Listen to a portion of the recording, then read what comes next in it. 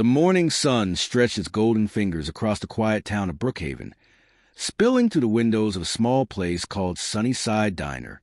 For most folks, that meant hot coffee, butter melting over pancakes, and the comfort of routine.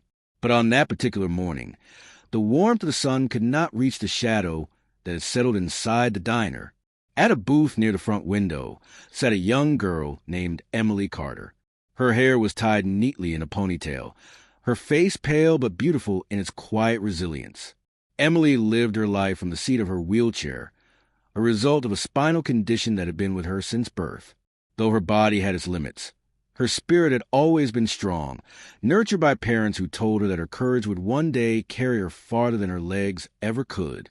That morning, Emily had come to the diner to treat herself to a stack of fluffy pancakes. Her plate sat in front of her like a fragile shield against the world. She cut the first bite with care, but her hands trembled, not from weakness, but from unease. Across from her, in the booth by the aisle, a group of teenage boys had their eyes fixed on her. At first, they just whispered and laughed, their smirks sharp as knives.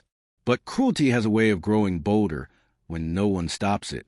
One of them, Zach Miller, the self-proclaimed leader, leaned back with a sneer.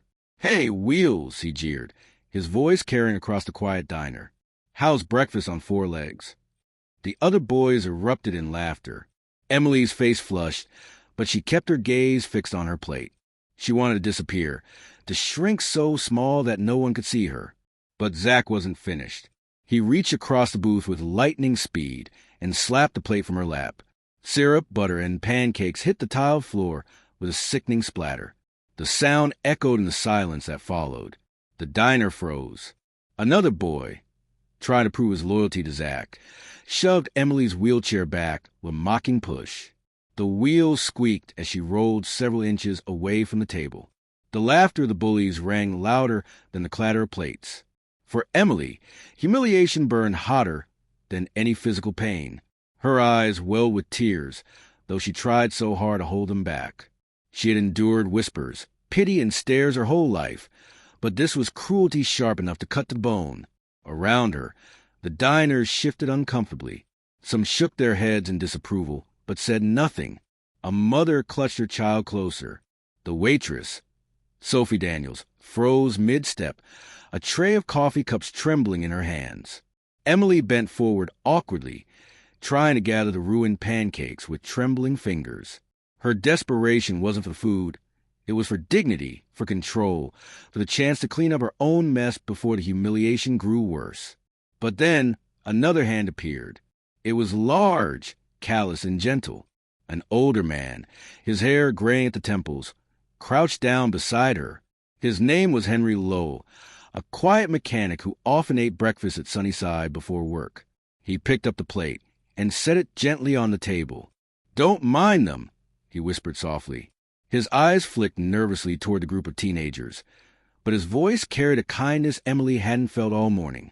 Emily gave a faint nod, though her throat was too tight for words. Henry's kindness was a small candle flickering in the dark, but the shadows were still heavy, and the bullies' laughter continued. Emily sat frozen, her appetite gone, her heart thudding with every cruel remark. She wanted to ask, why? Why did the world work this way? Why did people think it was acceptable to torment those who were different? She prayed silently for the hour to pass quickly, for the nightmare to end. But fate had other plans. The rumbling arrival. An hour later, just as Sophie the waitress cleared a table, a sound began to rise in the distance.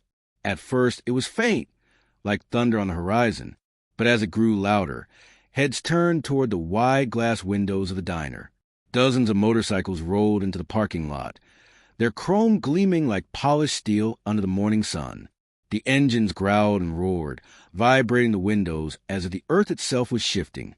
The insignia on their jackets was unmistakable. Skulls, flames, and the name Iron Serpents emblazoned in bold letters. Conversations died. Forks paused midair. Even Sophie set her tray down, her eyes wide with uncertainty. Inside the diner, Zach and his gang of bullies grew restless. Their bravado faltered, though they tried to mask it with smirks that no longer reached their eyes.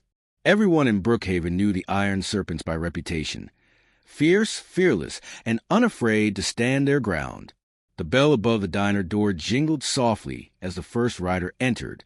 He was a towering man, his beard streaked with gray, his vest heavy with patches and symbols. His name was Marcus Bear Grady, the leader of the Iron Serpents. Behind him came Tommy Blaze, Rico Vega, and a dozen others, each one filling the small diner with their sheer presence. Emily's heart pounded. Fear and wonder tangled inside her. Bear scanned the room, his steel-hard gaze sweeping over every booth. His eyes lingered on the group of boys.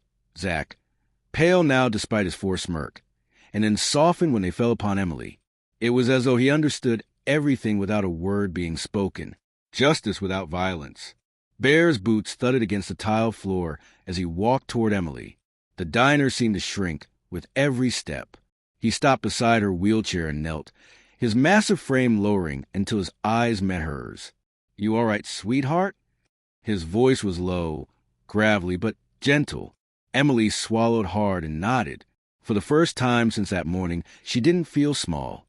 She felt seen, protected. Bear turned his head slowly toward Zach and his gang. The silence was deafening. Zach's smirk had vanished. His friends looked pale, their shoulders stiff. Bear's words came out steady, sharp as a blade. "You think you're tough, picking on a girl in a chair?" No one answered. "You think that makes you men?" The shame was visible on their faces, their bravado melting away under the weight of his stare. One by one, they slid out of the booth, heads lowered, eyes fixed on the floor.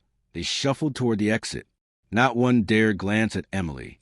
Outside, the Iron Serpent stood like a wall of steel and leather, their motorcycles forming a barricade. Zach and his friends hurried away, their humiliation complete. Inside, Bear returned his attention to Emily. "Don't let cowards like that break your spirit," he said firmly. "You've got more strength in you than they'll ever understand."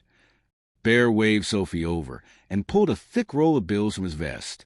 He dropped it on the table with a thud. "Bring this girl whatever she wants," he said. "Pancakes, milkshake, pie. Hell, bring her the whole menu." Sophie's eyes glistened as she nodded, her voice caught in her throat.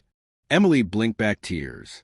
Gratitude welled inside her chest, mixing with a feeling she hadn't known in so long. Hope. Then Bear did something no one in the diner would ever forget. He shrugged off his own leather vest, the one marked with the insignia of the Iron Serpents, and draped it gently across Emily's shoulders. "You're one of us now," he told her. "Family."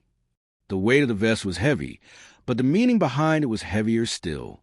Emily's tears spilled freely, but this time they weren't tears of humiliation. They were tears of belonging, of knowing that even in a world filled with cruelty, there were still people willing to stand up for her. The diner erupted in quiet applause. Some patrons wiped their eyes. Sophie hugged Emily, promising she would never again sit in that diner feeling invisible. Henry, the mechanic who had first tried to help, gave Emily a small smile, relief flooding his face.